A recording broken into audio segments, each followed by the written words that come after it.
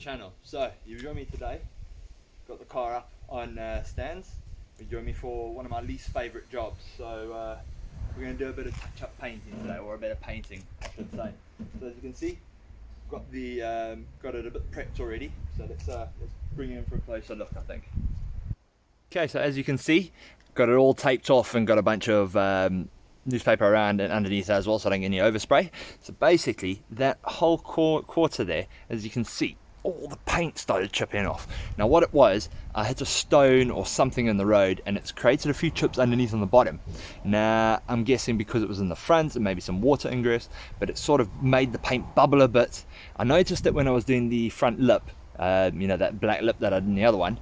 I noticed it, but yesterday or the day before I went through and painted and washed my car and blew all the bloody paint off. So rubbed it down with some rough paper, got it to a stage where it's all sort of flat, all the bits, you can't really feel that. Primer will take it up, so I'm going to do a couple of coats of primer. I'm going to sand it back obviously, and then we're going to move on to the body stuff. Now as I said, I absolutely hate painting. I'm not very good at it and I'm not very patient, so yeah, this should be a lot of fun.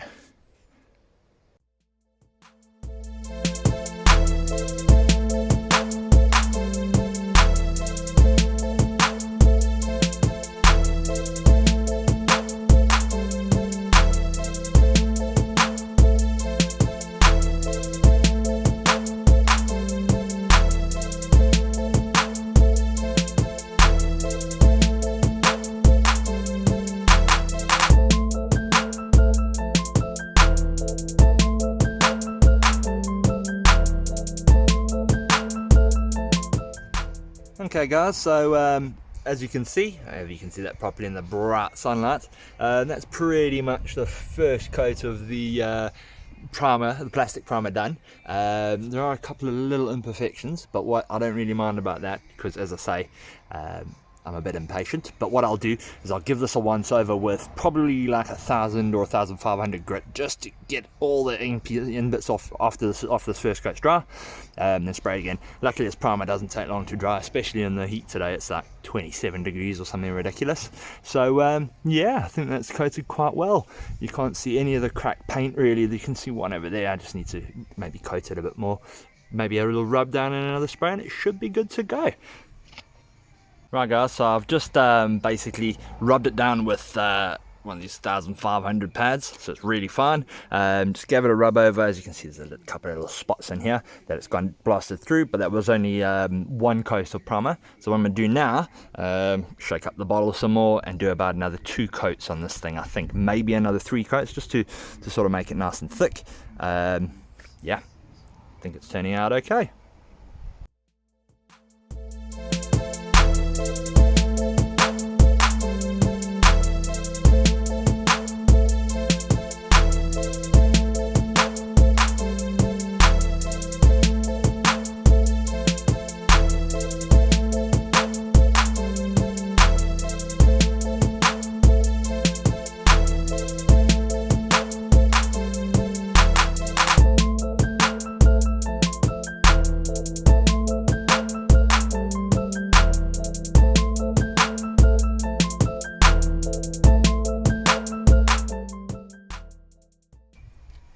Right guys, so that's the coating done. It all looks pretty good now. Obviously there's a couple of little imperfections where I've scratched where the splitters caught the floor and stuff. I'm not expecting this to be perfect.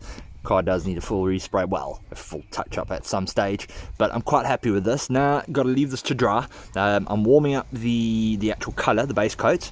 Just left in the sun warming up. Got to shake that about a bit. I'm going to leave this for probably about 20 minutes, half an hour, and then come back and give it another little light rub with the sandpaper, and then I think we should be ready for a bit of base coat. Just hope this wind doesn't get any crap on it, but it is drying pretty quickly. It's dry to the touch, so nothing should stick. So yeah, let's come back in a little while.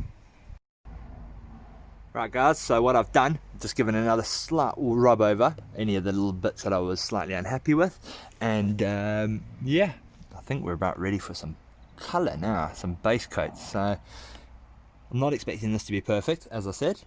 it's looking better than I could have hoped for, I think. What I'm going to do is I'm going to obviously put base coat over it.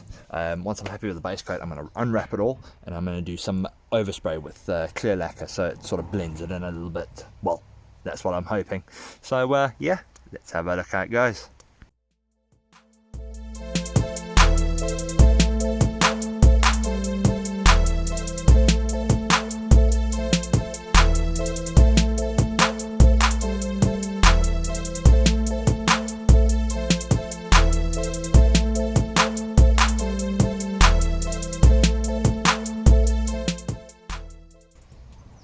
Right guys, so as you can see, got the base coat on now. It actually really is quite metallic, to be honest. I didn't expect it to be as metallic, and it's not looking like a bad match to the colour. I was convinced this was a bit too blue, but it actually doesn't look too bad. So I think what I'm going to do now, I'm going to leave this to dry, and then I'm going to unwrap all the body parts and leave wrapping over the grill and this, and probably here, because I'm going to still come back here with that plastic dip. But then I'm going to unwrap it off and do a bit of blow over with the clear coat. So leave this for about 20 minutes or so, maybe a little bit longer, and then come back and unwrap it.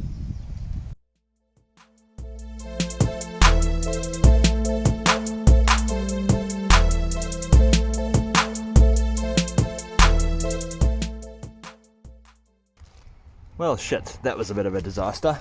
Pulling off the tape, and it's pulled a load more off. So looks like I'm going to be doing a bit more masking and spray the rest of this.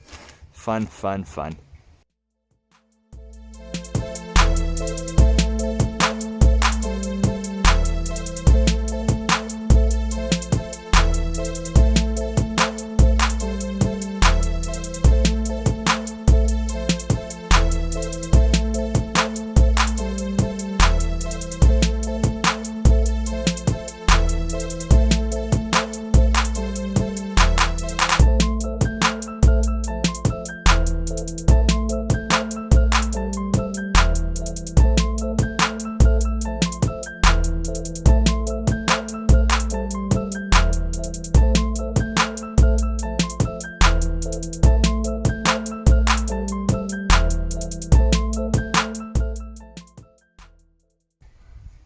Right guys, so here we are again. Colour's pretty much completely done, faded in a bit over here. What I am going to do is I'm going to do the overspray of the clear to match. As you can see, there's that line there. I'm going to just rub this end down, because this has still got clear coat on it, obviously it's unpainted. I'm just going to rub it down a touch just to fade in the line, and maybe a little bit along here, and then I'm going to spray it with clear coat, so hopefully it blends it in a bit better. But let's see how the results go.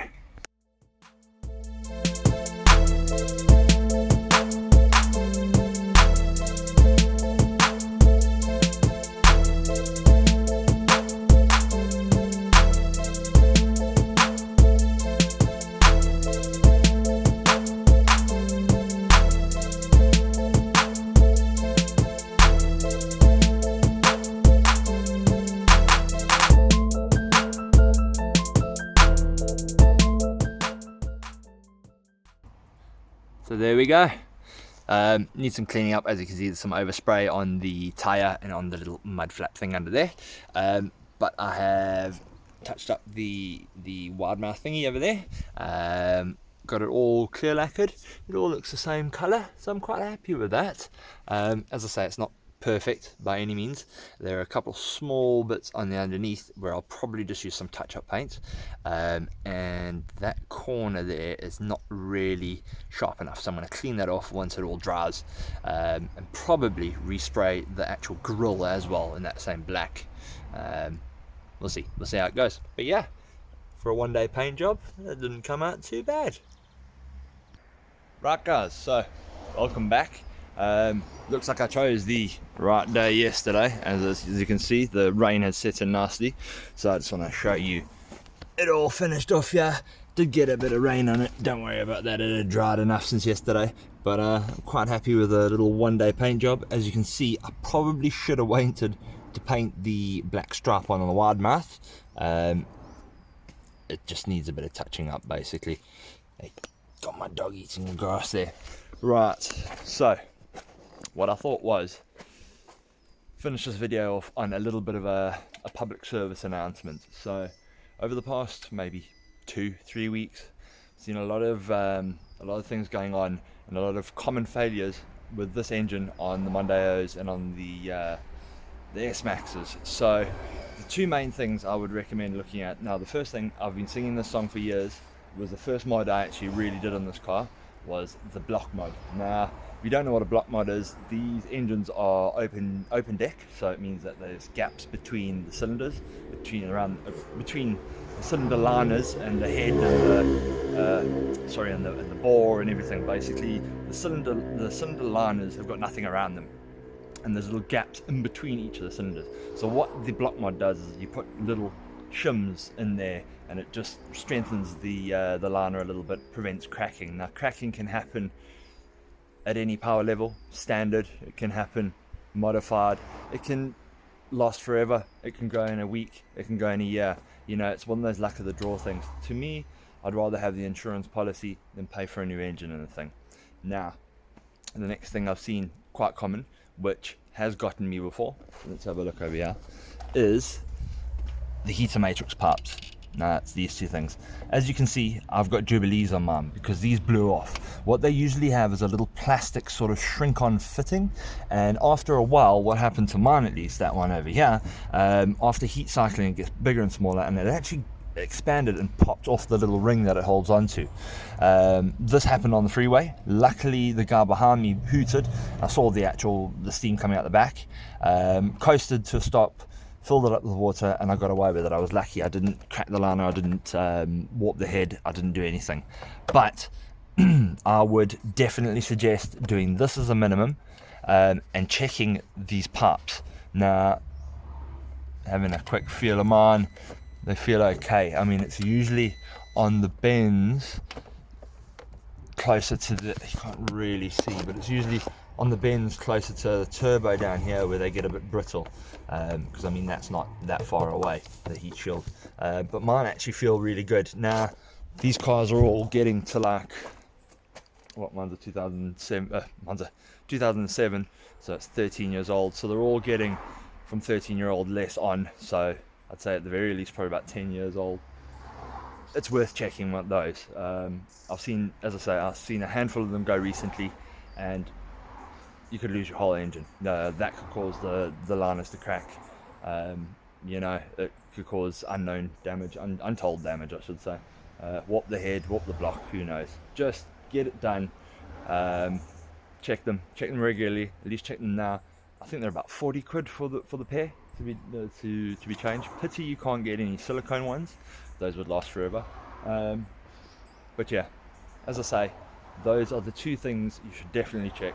Those heater matrix pipes, and if you don't have block mod on one of these 5 cylinders, get that done. Right, so I'm going to run inside now because looks like the rain's coming. But thanks for joining me again. Hope you're enjoying the content. Leave me a comment, drop us a like, and hit that subscribe button. See you in the next one.